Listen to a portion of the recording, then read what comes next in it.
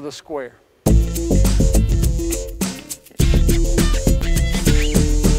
Front pivot, baseline bank. Front pivot, baseline up and under. Front pivot, baseline, reverse pivot hook. Front pivot, middle lane shot. Front pivot, middle, up and under off one leg. Front pivot, middle, up and under off of 2 feet. Front pivot, middle, reverse pivot hook. You can also do combinations of these moves, but you must know the officials in your league. With proper pivoting skills, these moves are legal. But if your officials disagree, then you'll have to limit your moves to what they will allow.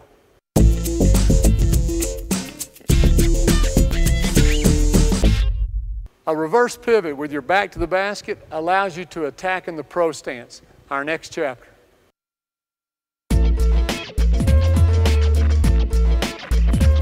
In the pros, some post players have mastered the moves we've looked at in chapters 5 and 6. Defenders know that any kind of denial could lead to a layup or dunk. So many defenders simply stay between the post player and the goal and try to force their man as far away from the basket as possible. This is why you see this stance so much at the higher levels, and it's why I call it the pro stance.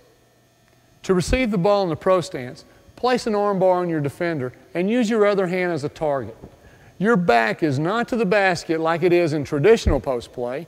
Instead, your shoulders are teed to the defender so that you can get wide, show the passer your numbers, and create space to receive the pass. Now, there are 5 reasons or advantages for taking the pro stance.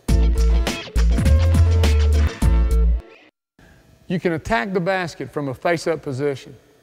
If you're used to playing a face-up game from a triple threat position, the pro stance is an easy way to adapt your perimeter moves to the post. It affords you better vision and better chances to pass to teammates. You get pushed out of the lane or are forced to use the mid-range game. The pass is wide, and to catch it, you have to step out of your posting position into the mid-range. When you catch and reverse pivot, protect your space. Don't stand erect and put the ball over your head. Good defenders will eat up the space and crowd your ability to make a move. When you reverse pivot and the defender steps toward you, make him pay by driving baseline. It's your go-to move in the pro stance. So let's take a moment to make it smooth, efficient, and therefore quicker. Instead of planting your foot and then going baseline, step back and step by without letting the foot touch the ground. Consider that the ball and your swing foot are tied together with a 2-foot string. This will keep you low and explosive when sweeping below your defender's hands. If you can't get low, keep your elbow up when you rip the ball through. This protects the ball if he tries to strip you. Then duck your inside shoulder to help you step by. You don't have to catch the ball in a pro stance to use the following moves. If you catch the ball with your back to the basket and there's space to reverse pivot, you can take advantage of the following pro stance moves. Sweep and go. Make him pay for closing the gap. Rip the ball right through the defender's hands. Finish on either side of the goal. The quick up move uses only 2 steps. When you sweep and go baseline, add a spin move in case your defender recovers to cut off your drive, or you have to beat a help defender. Good players can beat 2 or 3 defenders, not just one. Always have the counter. I'm gonna open up, I'm gonna go. If he cuts me off, I'm gonna keep the dribble alive, but just spin back. And if that defender's there, you can either make the play or find the guy that he left. Instead of a spin, hop back for the jumper. If the defender respects your drive and doesn't close the gap, shoot in the space he's given you. If the defender plays tight on your top side, create the space for a shot by taking a 270-degree front pivot off your back foot and shooting the fadeaway. Up and under to counter the shot blocker. If the defender has anticipated your sweep, plant your swing foot and cross over to the middle. One dribble will get you a dunk, hook, or to the other side of the goal. If the defender recovers, land on 2 feet for the baby hook. If he's intent on blocking your shot, give him the up and under. Beat the help defender when you get to the middle by sliding through, or beat 2 with a spin.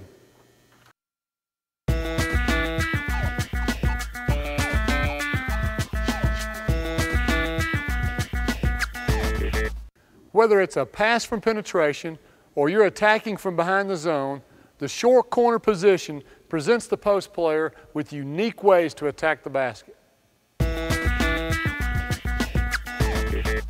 As a habit, learn to drag a foot as you catch the ball. This will keep your pivot foot as close to the basket as possible. If you're parallel with the backboard, step through a complete 180-degree pivot and jump toward the rim. In the air, get an angle on the glass so that you can shoot a bank shot. With no dribble and a simple front pivot, this move quickly covers a lot of space. Compare where the ball is caught to where it's shot. With a little practice, each player can find their own distance that requires no dribble.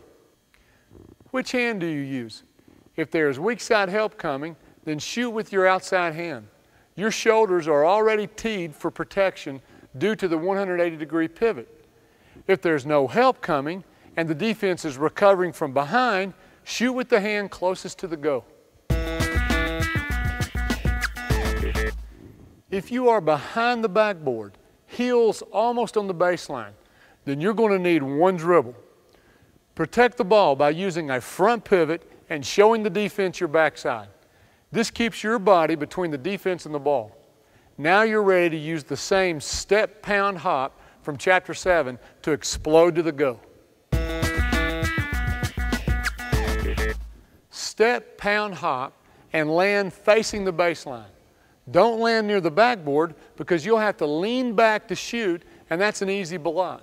Instead, land in the power shot position where you can extend the ball in front of you. Your body now protects your shot from being blocked from behind. Step, pound, hop, and land on the other side of the basket. Here's another way to use the rim for protection. If you see the shot blocker coming, then choose the other side of the goal at the last moment. The shot blocker is committed to one side and cannot change sides at the last moment. You can use your quickness and length and go off one leg. Extend to the other side of the goal with one hand. If there's no space to front pivot, reverse pivot, pound and hop. If the defender blocks your path to the goal, use the escape dribble toward the middle. You can use the bank shot, the hook, or even the up and under. If the baseline is cut off after you take the dribble, spin to the middle. If you catch the ball at the high post with your back to the basket, keep the same principles you've learned throughout the video. Catch and a hop in order to pivot on either foot. Touch your chin to your shoulder and read the situation before your feet hit the ground.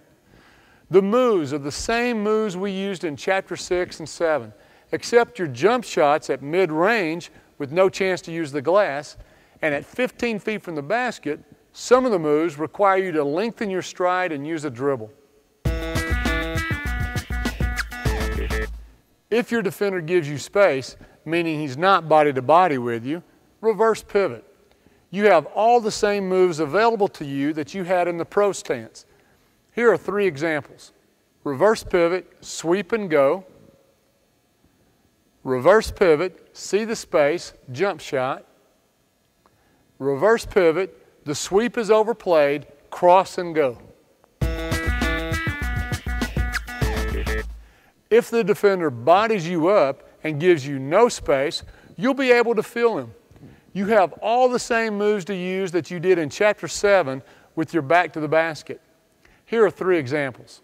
Drop step and go. Fake to one side, front pivot for the jumper. Front pivot, up and under, but dribble once to finish.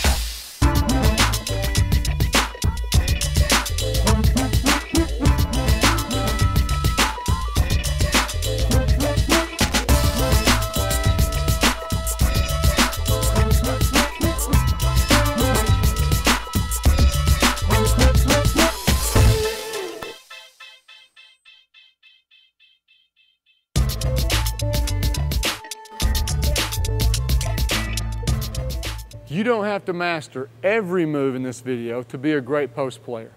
No one's ever mastered every possible move in the post, but that's my point. Even the greatest post players in the history of our game didn't master every move. Instead, they found what worked for them, drilled it, perfected it, and went on to become legends. So concentrate on finding a move and counter moves that maximize your physical abilities and your team style of play. Once you've chosen your moves, drill them until they're part of your subconscious, until you can do them in your sleep. That's when you'll be ready to use your moves in real games at game speed, and you'll be playing better basketball with a better post game. Good luck.